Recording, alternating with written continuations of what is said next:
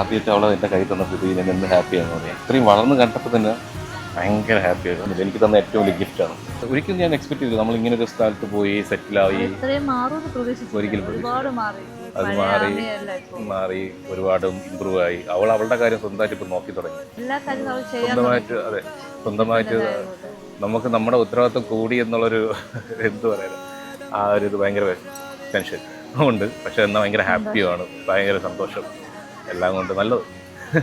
സന്തോഷം, ദൈവത്തിനോട് നന്ദി, അല്ലാതെ വേറെ ഒന്നും എനിക്ക് പറയാനില്ല.